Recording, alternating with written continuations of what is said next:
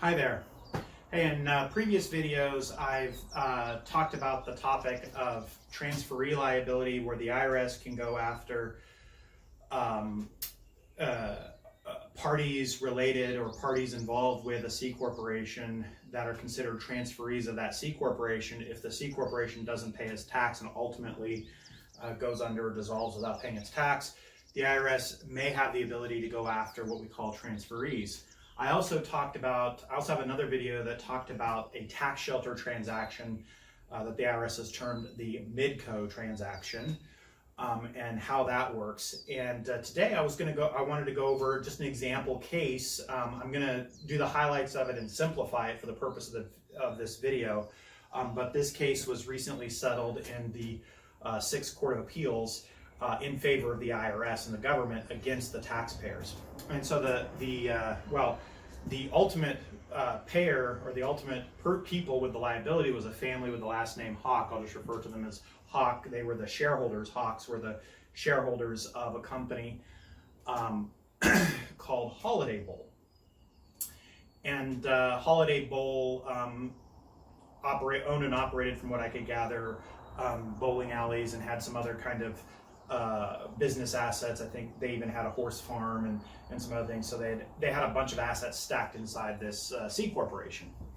Well, the Hawks were ready to divest and get out of the C corporation altogether. And you may have heard me talk about this in my video about Midco transactions, or you may have heard this otherwise. But generally, when you sell your C corporation and you've got appreciating assets in those C corporations, you're doomed to have the effect of a double tax. And the reason for that is that your two choices are: you either sell the assets or you sell the stock. And if you sell the assets, when you sell the assets of a C corporation, the corporation is the one that sells the assets from inside the corporation. The corporation then has income on that sale and it pays tax on that sale. But then the cash is sitting in the corporation, so when you dissolve the corporation and the shareholders get that cash, that liquidation transaction is also taxable to the shareholders. And there you have two levels of tax on an exit. And the reason you're doomed to get hit with the economics of that, no matter what, is that if you ultimately sell the stock of that corporation, and we're assuming here that you can't exclude the sale of that stock under Section 1202, so that's a whole nother topic, but assuming that you can't do that, then when you sell the stock of the corporation, you'll pay gain on the sale of the stock. But a lot of people think, oh, well, that's still better than having sold the assets, because I don't have to deal with the gain on the sale of those assets inside the corporation. But you do, unless you're dealing with a really unsophisticated buyer, right? Because the buyer, whoever purchased that company, knows that the assets appreciated inside that corporation have a deferred tax associated with them.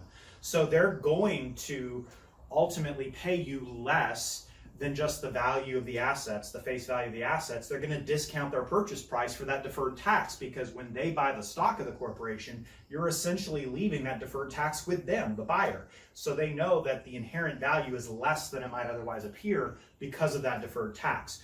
So the moral to the story is, it's known in M&A and mergers and acquisitions that when you sell a C corporation, you're going to get hit with the effect, the economic equivalence of a double tax, either by literally being double taxed on selling the assets, or by an adjustment to the purchase price and selling the stock. Well, in the particular case that we're talking about, the Hawks, who owned this Holiday Bowl, they sold their shares to a company, a Midco type company, and oddly enough, the company was called Midcoast. So they sold their shares of Holiday Bowl to a company called Midcoast. Midcoast had no other assets or activity involved to it. It seems that it was created particularly for this transaction. At the time that they sold their shares of Holiday Bowl to Midcoast, the owners, or Hawks, they had already caused Holiday Bowl to basically sell its assets off to other parties. And so all that was remaining in Holiday Bowl was cash of $4.2 million, the only asset remaining. But since they'd already sold off their assets from inside the company, Holiday Bowl, as a corporation, a C corporation, did owe federal and state income tax. They had a federal and state income tax of about $1.2 million from having disposed of its other assets.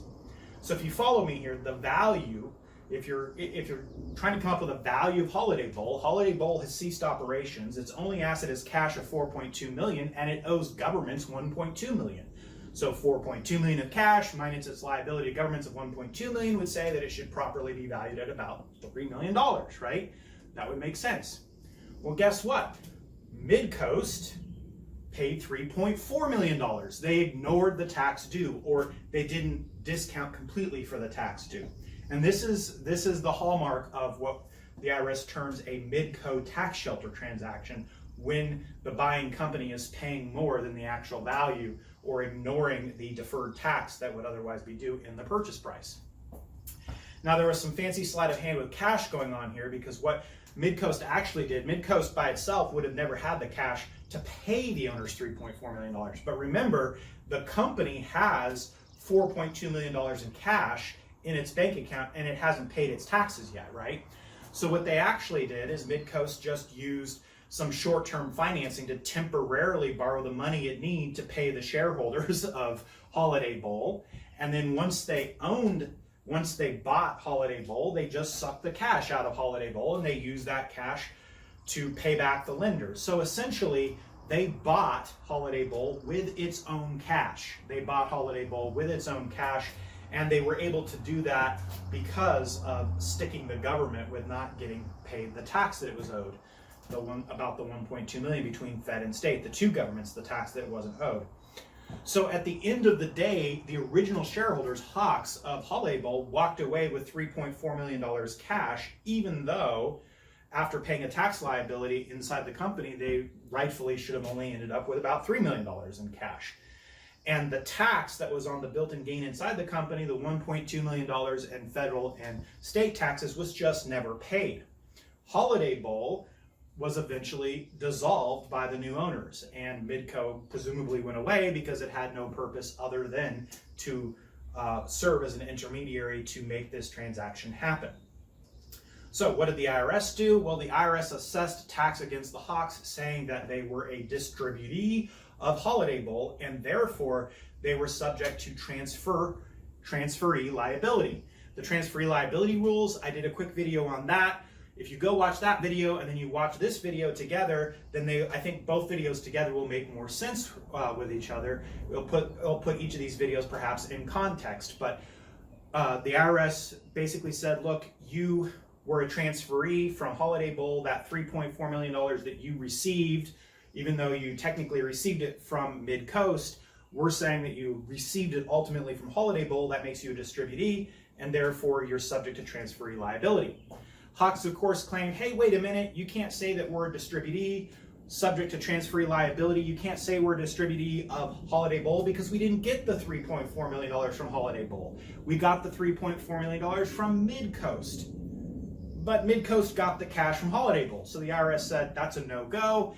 That transaction, and the court agreed. Both the IRS said this, and then the court, both the original court that heard it and then the appellate court agreed on this point, that Midcoast's involvement was just a sham, and that essentially Hawk was effectively a distributee of Holiday Bowl, that $3.4 million ultimately just came from Holiday Bowl, and the shareholders attempted to take their cash out of the company and walk away without the company actually paying its tax liability.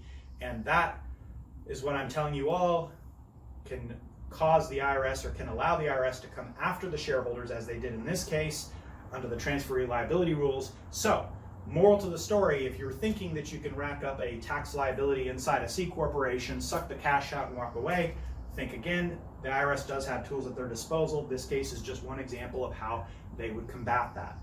Okay, that's it for now. Hope everybody's doing well. You can see I'm in my greenhouse here. We've got it all cleaned out. It looks nice, just in time to get dirty again. So we're going to enjoy the summer here in Portland, Oregon, and I will see you all later.